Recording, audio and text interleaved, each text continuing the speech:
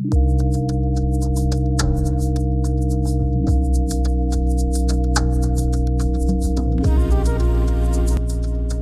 à toutes et tous, bienvenue dans ce nouvel épisode de mon podcast dédié à la scène culturelle africaine.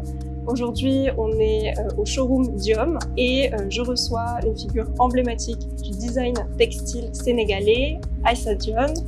Enchantée. Bonjour.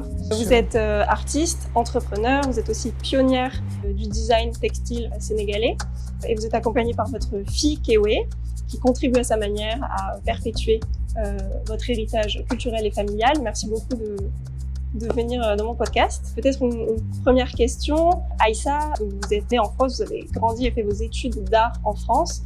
Vous êtes la fille d'un champion de boxe sénégalais. Comment est-ce que vous vous êtes retrouvée dans l'art, tout simplement ? Alors moi, j'ai commencé très tôt puisque j'ai été passionnée dès l'âge de 5 ans. J'avais décidé dès l'âge de 5 ans de me consacrer à la peinture. Mais dans un deuxième temps, j'ai poursuivi des études d'art effectivement en parallèle de mes études au lycée. Et à un certain moment, j'ai décidé de quitter la France et de retrouver mon père au Sénégal. Ce que j'ai eu à faire, et à ce moment-là, en arrivant au Sénégal, j'ai repris les études à l'université de Dakar. Et en parallèle, j'ai commencé un travail de peintre qui finalement m'a permis de vivre en réalité et de financer mes études.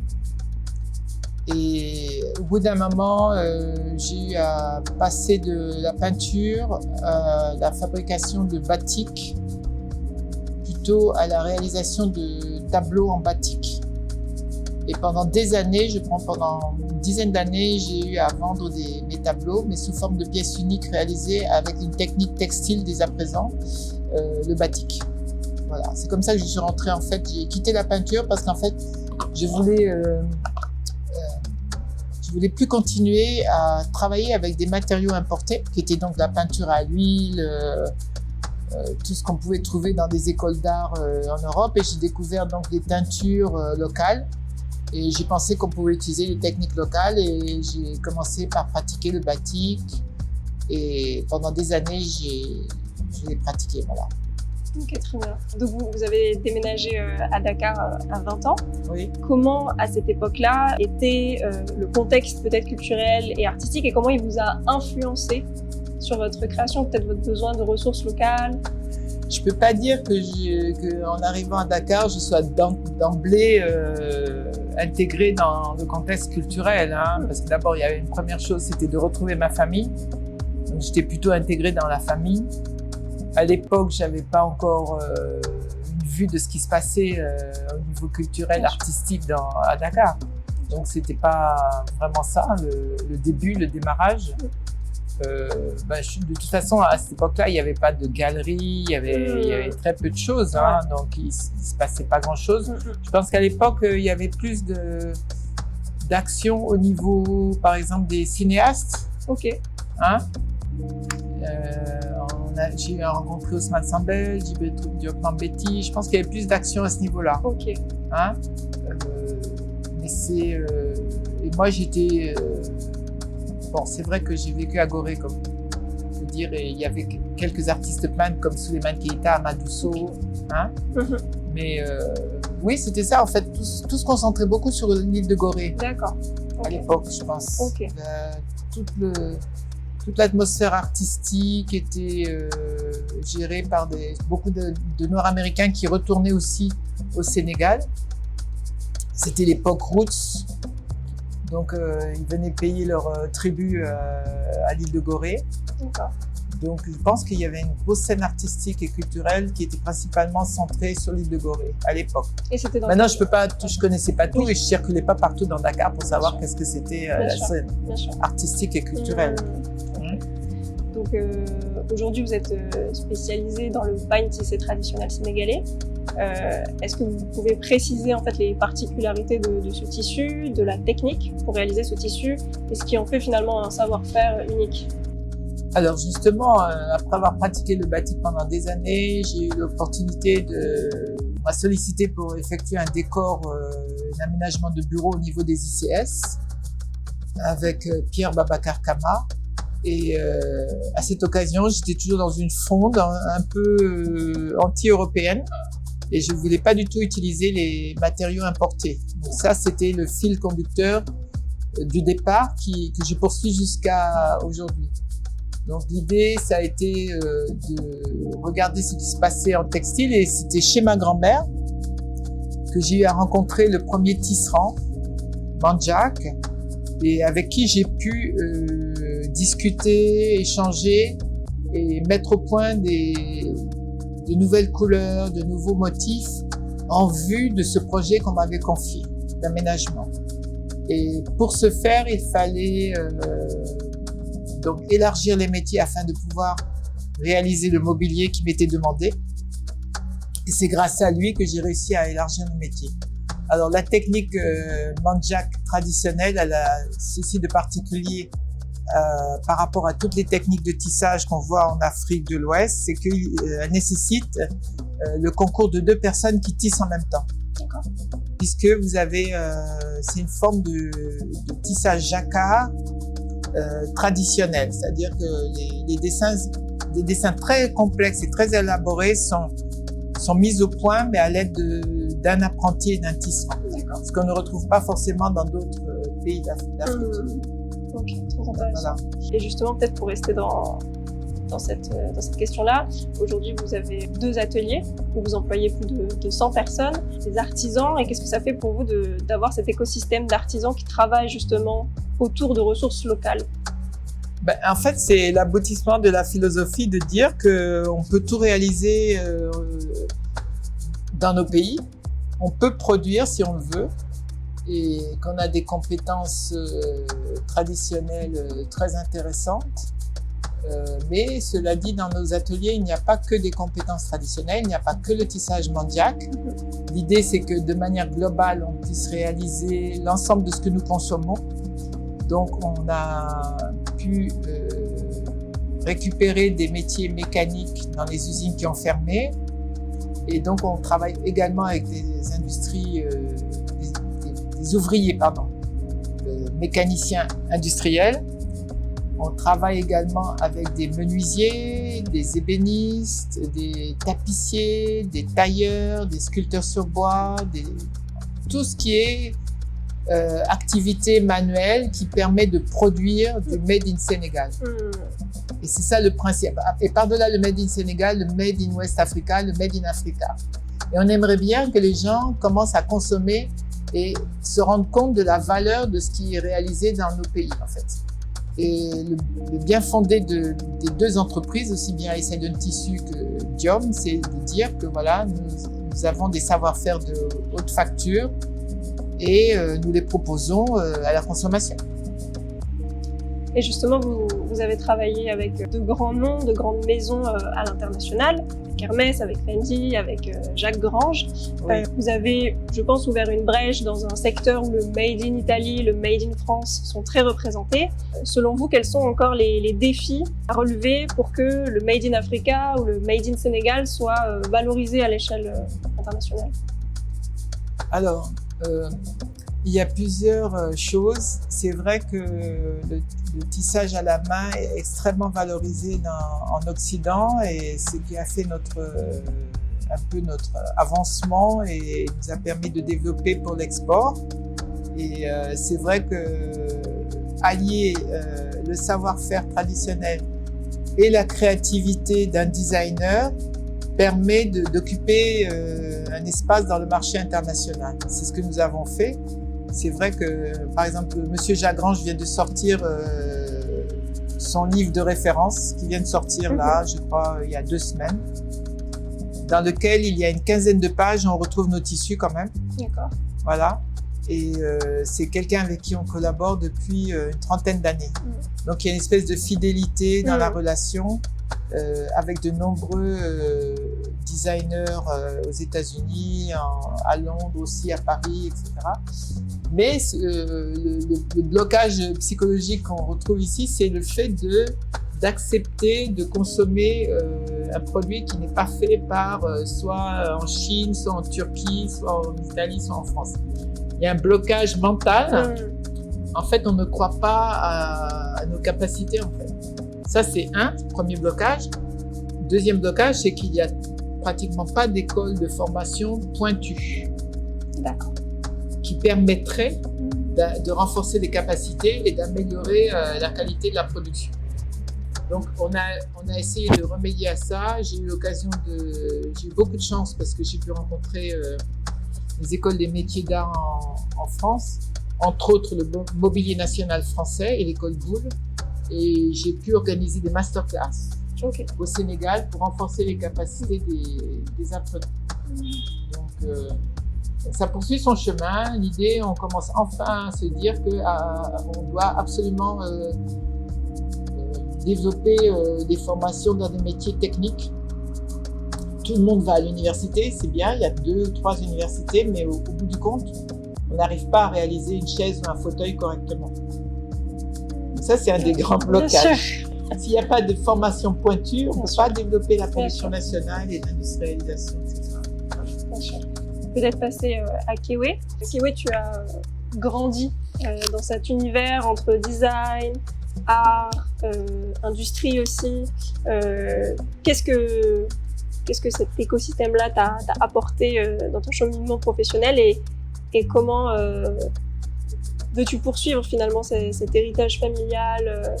Comment perçois-tu ton rôle en fait dans la continuité de cet héritage? C'est vrai que ayant grandi dans cet univers, dans cet environnement, ça a profondément marqué ma manière de penser, ma manière d'agir, parce que j'ai grandi en observant des gens qui étaient toujours à la recherche, qui recherchaient toujours à repousser les limites, à challenger les manières de penser, d'agir et à élargir le champ des possibles. Donc ça m'a énormément influencé moi aussi dans ma manière de faire au quotidien, c'est-à-dire de repousser les limites et de chercher à aller toujours à voir grand et à ne pas se restreindre dans quoi que ce soit. J'ai choisi comme espace d'expression, pour moi c'était la danse en fait, et c'est toujours la danse et c'est le point d'ancrage que j'utilise pour naviguer mon quotidien, ma vie personnelle, ma vie professionnelle, ma relation aux autres et à ceux qui m'entourent. Voilà. Donc même au sein de Diom, qui est l'entreprise que j'ai co-créée avec Aïssa il y a 2 ans maintenant de cela, en 2023, où on a voulu vraiment se dédier au mobilier en fait et à l'aménagement. Oui, design, Diom qui veut dire design, innovation, originalité dans le mobilier, mais qui veut aussi dire la dignité, la fierté en wolof. Et c'est une entreprise qui est dédiée au mobilier et à l'aménagement d'intérieur. Et en fait, ici, dans ce showroom-là, on contemple un peu l'aboutissement de plus de 30 années de recherche, de création, d'invention, de dialogue entre artistes, designers, artisans. Et l'idée, c'est vraiment de proposer une manière de vivre, une manière d'habiter l'espace qui s'inspire en fait des traditions anciennes et nouvelles du continent africain.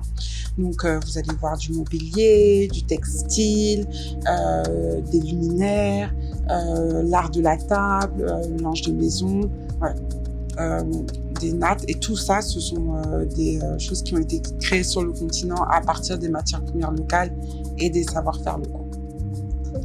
En parallèle, je sais que vous avez toutes les deux une place aussi dans l'art contemporain. Kewe, tu t'occupes de la résidence Black Rock. Est-ce que tu peux nous expliquer en quoi consiste cette résidence et quelle était ton ambition à travers Oui. Alors, la résidence Black Rock, elle a été fondée en 2019 par un artiste peintre, Kehinde Wiley, qui a un grand attachement pour le Sénégal, pour la scène culturelle et artistique de Dakar, qui a été très inspiré par sa propre expérience en tant qu'artiste au sein d'une résidence, le Studio Museum à Harlem, et qui a voulu créer un espace inspiré de ce lieu-là, où les artistes sont accueillis, sont accompagnés et soutenus dans leurs projets artistiques. Et du coup, on reçoit des artistes venant de partout dans le monde, de différents médium et discipline artistique et ils résident pendant 1 à 3 mois au sein de la résidence et on les amène à venir à la rencontre de la scène culturelle et artistique du Sénégal. On les incite à collaborer aussi avec différentes formes d'art et voilà, à ce jour on a reçu plus d'une centaine d'artistes donc en résidence depuis 2019. Tu appartiens à une nouvelle génération qui peut-être répond aussi au désir de la diaspora africaine qui souhaite mettre en avant aujourd'hui l'héritage culturel africain à travers l'art. Quel conseil donneriez-tu peut-être à cette génération, à ces nouvelles personnes qui cherchent et qui revendiquent leur héritage culturel et qui veulent vraiment le mettre en avant à travers l'art tout en respectant finalement l'artisanat, tout en respectant le continent? Je pense que c'est quelque chose qu'on porte intrinsèquement en nous et que du coup il faut vraiment creuser dans ce que l'on a. La recherche elle est en soi en fait, c'est une écoute personnelle parce que l'héritage on le porte en fait, il est transmis et ça demande aussi d'être vraiment aussi ancré dans le territoire, dans l'environnement, saisir les enjeux, les besoins.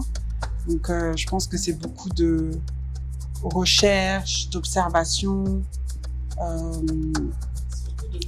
et de croire, voilà, exactement en soi. Donc, je pense que la diaspora aussi a intérêt à vraiment rejoindre le continent. C'est tout ce que je peux donner comme conseil. Parce que, en fait, non seulement on a cette grosse problématique d'avoir nos matières premières qui sortent en masse du continent, qui ne sont pas transformées, donc il n'y a pas de formation. Si on avait les matières grises aussi, s'enfuient. Et donc du coup, ça crée la pauvreté, ça crée tous les problèmes qu'on rencontre en fait actuellement. Donc, il faut impérativement que les gens qui ont des compétences viennent apporter leur contribution. Je sais que c'est pas facile parce qu'ils vont te dire, voilà, on gagne pas la même chose, etc. Mais nous, dès le départ, on a décidé de s'installer ici, de développer ici. Parce qu'il y a beaucoup plus de potentiel de développement ici qu'en Occident. Donc, je pense qu'il faut les encourager et surtout peut-être voir au niveau du goût, apprécier les choses différemment. On va penser que Dubaï, c'est la chose la plus merveilleuse du monde. Il faut voir, quoi. Je vois que tout le monde se réfugie là-bas, va passer ses vacances là-bas. C'est aussi, il y a une question, il y a une problématique. Il faut qu'ils viennent redécouvrir les bienfaits de leur pays. Et je pense que ça commence, hein. On commence à voir les gens s'occuper du Sénégal, visiter, partir en vacances dans le pays. Au lieu de toujours regarder vers la lumière occidentale, c'est pas la panacée. Il y a beaucoup de problématiques, la preuve, on en est tous conscients en ce moment. Dans le même moment où on a développé la transformation du pain tissé, puis après développé toute la suite qui est intervenue, dans la même période, on a décidé d'ouvrir la galerie à Dakar en 1996. Et donc, Galerie Artistes Dakar a été ouverte à peu près en même temps que la société de production de tissus. Et depuis cette période, donc l'année prochaine, il y aura 30 ans, on a cessé de présenter, d'être une plateforme pour des artistes principalement d'Afrique. Mais pas que, parce qu'on ne veut pas être exclusif. Dans le rôle que je joue aujourd'hui ici aussi, c'est de perpétuer en fait tout ce que Aïssa a initié à créer à travers les méthodes, les pratiques, les savoirs qu'elle a développés, mais aussi initier de nouvelles formes de création et permettre que ces personnes qui détiennent ces savoirs puissent aussi en vivre dignement, en fait, vivre dignement de ce qu'ils font. Bien sûr. Voilà, c'est aussi mes objectifs à travers cette entreprise. Voilà. Super, merci beaucoup à toutes les deux. Peut-être une dernière question pour le mot de la fin. Si vous deviez choisir un mot pour définir l'Afrique créative, ce serait quoi? Moi, je viens de faire une interview. Je viens de faire une interview à Paris pour la publication du livre Les 101 mots des métiers d'art et chacun devait décrire son activité, à quoi elle correspondait. Et moi, j'ai dit que mon activité, elle correspond à l'indépendance. Okay. Parce que jusqu'à présent, on n'a pas encore une indépendance économique et tout ce qu'on fait, nous, c'est en vue d'avoir une vraie indépendance. Parce que pour le moment, on n'est pas encore là. Très bien. Peut-être dans la continuité de ce mot, sans limite. Sans limite. Audacieuse. Ok, audacieux. Parce que je la trouve sans, enfin, comment dire, sans complexe, sans limite, et vraiment dans le faire, dans l'expérimentation, oui, dans la liberté, en fait. Génial. En quelque sorte. Bah, Oui, peut-être liberté. ok, merci beaucoup en tout cas à toutes les deux d'avoir accepté de répondre à mes questions dans mon podcast.